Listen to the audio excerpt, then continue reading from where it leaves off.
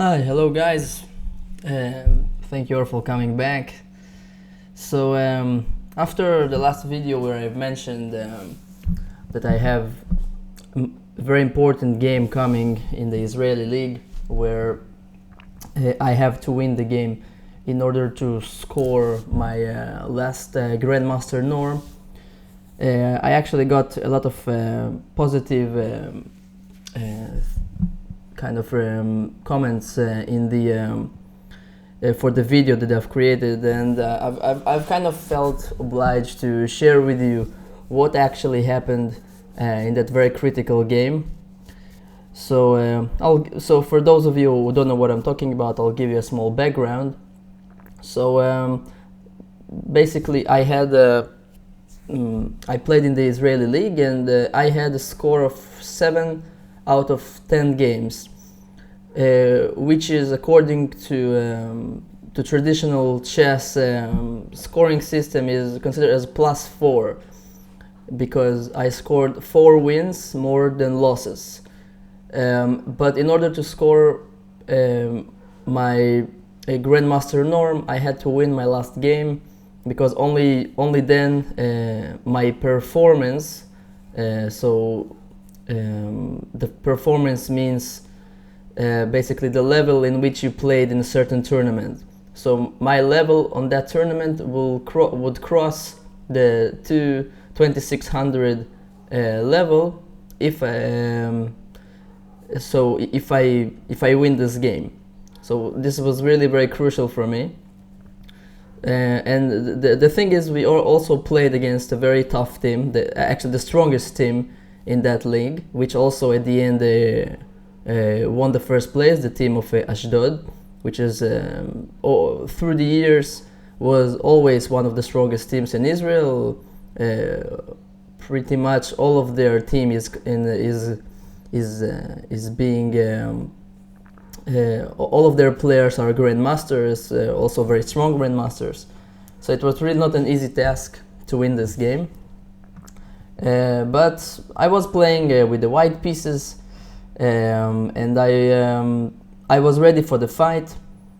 And I wanted to share a couple of interesting moments from that game. I will not give spoilers at this point of the final result. But I do want to share some very, very interesting moments which were missed by both players during the game. So first of all, my opponent was Grandmaster Vitaly Golod from Israel, rated around 25, I believe about 2550 FIDE rating. A very experienced player, definitely a difficult player to beat. And we reached this position after 29 moves. So Black's last move was Queen from c8 to d8, and he's obviously attacking my pawn on d3. So at this point I had really a very big debate with myself. I basically had 2 candidate moves: whether I just protect the pawn by playing a move like rook d1 or rook e3. There are really not too many other ways to protect the pawn.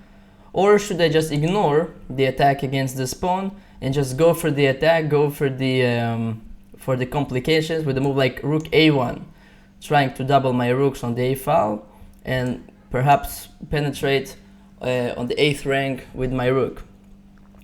So in my head, I was starting to calculate the consequences of the move rook a1, because this was the move I wanted to play, because this is a more active move. I really didn't want to protect my pawn in a passive manner like rook d1. So I started calculating the consequences of the move rook a1 in my head once again, and I was also quite short in time, so I had maybe 10 minutes left at this point. So I didn't have like too much time to think here. So white is threatening rook a8, but the only move which really bothers white is whether black takes the pawn. You might also notice that when he takes the pawn, he also is threatening my knight on f3, so I have to play very precisely. Rook a8, attacking the queen. The queen has to still defend the rook, which she is protecting, so queen d7 is the only move. And now once again, in my head, I didn't decide not to play this move at the end, but in my head, I now spotted a very nice tactical opportunity for me. But by the way, I really suggest you throughout this video to try and stop once in a while the video and try to find the strongest moves by yourself. You can sit and calculate for a bit. These are really difficult things, but it's a very good training. So Queen d7, and now basically I've spotted such idea. So if the knight is gone from g6, I can play rook takes f8, king takes f8, and then the move rook a8 check might be a checkmate thanks to this very well placed knight. So I started to think, how can I move away this knight from g6? And then I came by the move knight takes e5. Very nice move, also attacking his queen and the rook, so he cannot really ignore the knight, he has to take it. Knight takes e5. And then once again, this was still everything in my head during the game. Rook takes bishop. The king has to take, otherwise black is in just a very bad position. Now rook a8 check. Now this would be a checkmate if black, of course, couldn't block the check, but he can do it. He can play rook e8, which is a forced move. Now queen takes c5 check.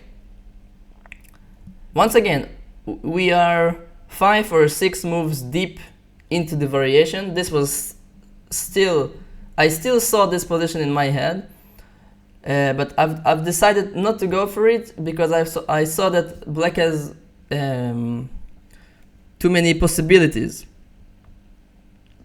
But after checking the game, the computer really found some extremely delicate and I would say very beautiful moves here, which eventually lead to white's winning.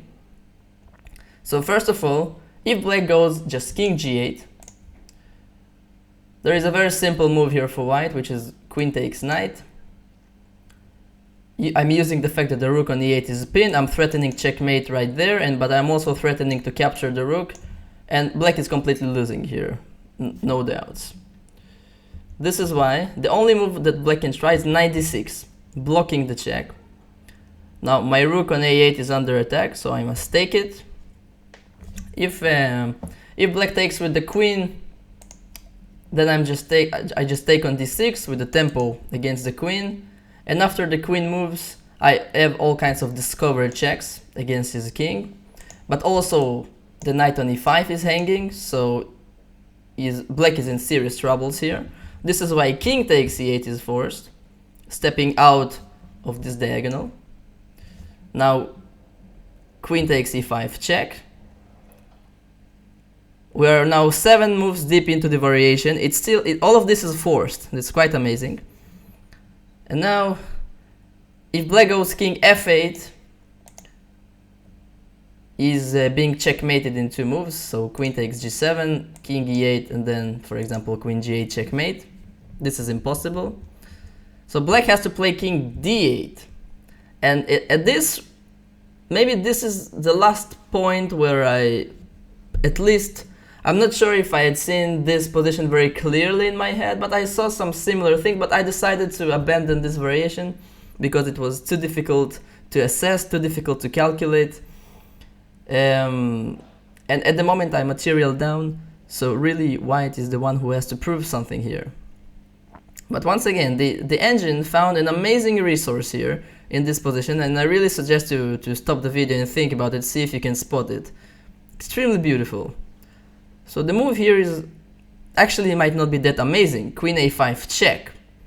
But the point behind this check is extremely deep. Now, black has many legal moves here, but all of them are losing for different reasons. I'll just show the most important variation, not to make this video too long. So queen c7 is the obvious move, kind of trying to exchange queens, and because black is up material, you should be happy to exchange queens.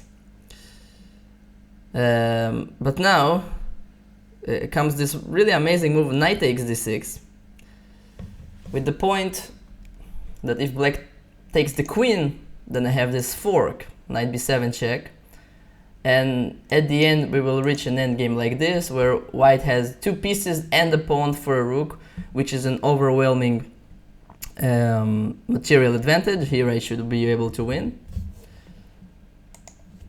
And if black takes with the rook, then I have a very simple combination, queen takes c7, king takes c7, and then bishop e5, simply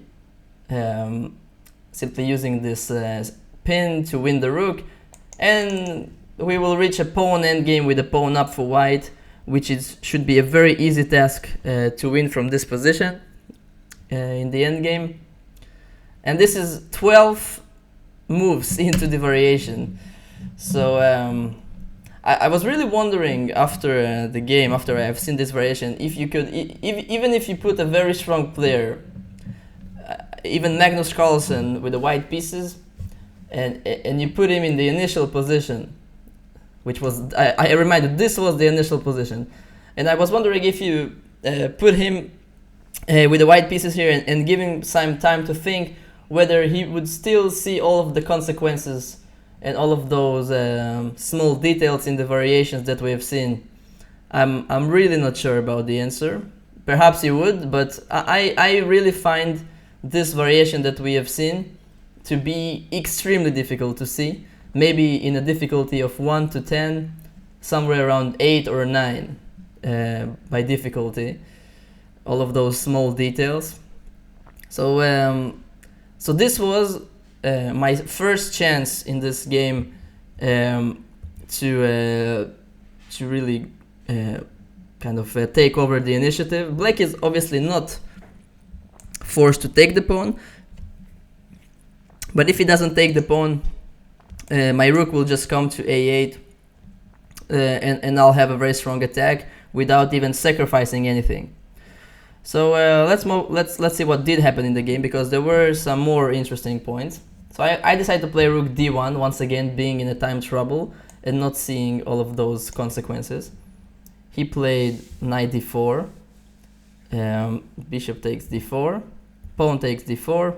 Now in this game we reach this pawn structure, which is very symmetrical, but still white holds some advantage because he has the better placed pieces. Once again, especially this knight on f5 is very strong if we compare it to the knight on g6, which is very much restricted.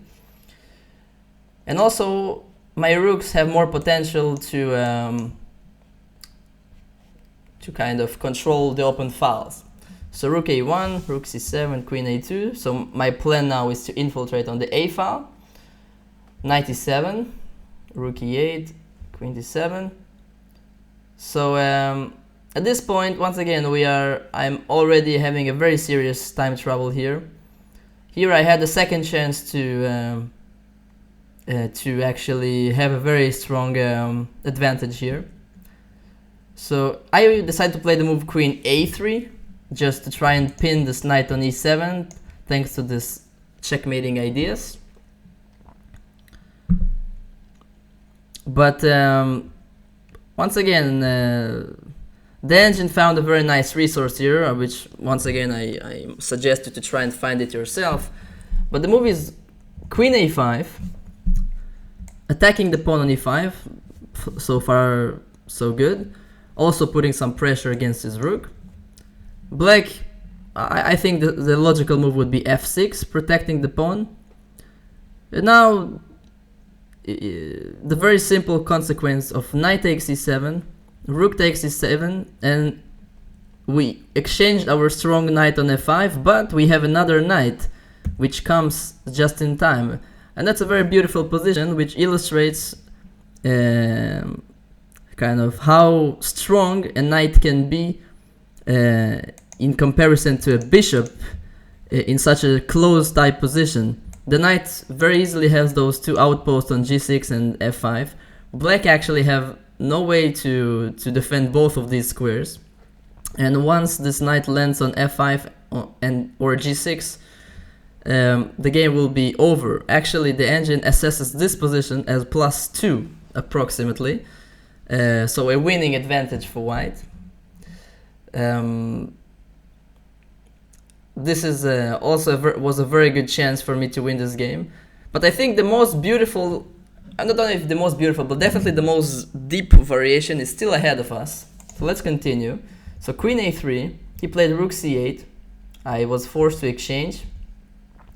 I also went to exchange the queens because my queen was in some danger of being in some discovered attack. Rook takes a8, queen takes a8, rook takes a8, knight c6.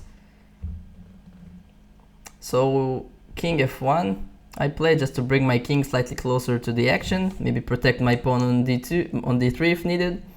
And he played f6. And we are on move number 39 here. And I had maybe 30 seconds to think here about my next move. And I had to take a very critical decision because after move 40 you get an increment of extra 30 minutes. So if I will manage to find the correct move here, I'll have another 30 minutes to think about my next move, so it's very likely that I will manage to win the game. So in this position, once again, what I like about the next sequence of moves is the fact that this position looks extremely innocent, just an endgame, 3 pieces for each side, very symmetrical pawn structure. But that's a very good illustration of why knights are stronger in this type of positions. They are a less mobile piece, but once they are being posted on such strong outposts like f5 or g6 like we've seen previously, they can make a very big influence. So the move here is a move I considered actually, is knight h4. Very simple threat to go knight g6 and to win this bishop on f8. Black plays king f7, only move to guard the square on g6. Now comes the beauty. So knight g6 still. King takes g6. If the king doesn't take the knight, he has to protect the bishop. And this is extremely beautiful checkmate. I don't know how much times in my life I'd seen a checkmate with the knight coming to the corner. If you have any more examples of checkmates by knights, by such knight moves, please share with me because I didn't see too much of this. So black is forced to take the knight. Rook takes bishop. And this position might look completely equal, but there is such a huge difference between the pieces. The knight is much stronger than this knight, and my rook is much more active than his rook. And I do have a target to attack, this weak pawn on g7. So my next move is going to be rook g8. And once this pawn on g7 falls, his whole position collapses. This is why he has to play knight e7 in this position to try and exchange my strong knight. And this is where I stopped in my head my calculations. I was thinking that black will just exchange my strong knight and I will have nothing. But once again, the engine found an amazing resource here, which is the simple move g4. Now, nothing so special about this move, just protecting my knight. But as you look, as you take a closer look about this position, you will find out that black is in a sort of a zugzwang here. Means that he has no legal moves which are not losing. Really try. The rook on e6 cannot move because the knight will hang. The knight cannot take the knight on f5 because then it will be a fork. What else? The knight also cannot move in general because then I'll have the move rook g8. What legal moves black has? Only with the king, so let's say king h7 might look like a fine move. But now once the king went away from the center, I have the simple move rook e8 with a skewer, after which white will win material. Also, if black is trying to move a pawn, for example, like h5, I have actually many winning moves here apparently, but the most straightforward one is pawn takes pawn. If king takes pawn, it's just a fork. So this also doesn't help. So it appears after g4, black is losing because he has no moves in this position. which is quite beautiful position, I would say. In my opinion, maybe even more beautiful than the other variation that we've seen previously. The other one was very much forcing and with a lot of sacrifices, which is also, of course, very beautiful. But this one, you don't get Zugzwang with a board full of pieces too often in a real chess game. So this was my perhaps second or third chance to win this game with a very delicate. This move g4 is very important, which I missed. I didn't miss this move, I just missed the whole idea that black has no moves. Perhaps it's forgivable when I had only 30 seconds, but it was very unfortunate because I played the move knight d2 in the game, just trying to get my knight into a better square on c4. But now the king was liberated, and now it's no longer a pin.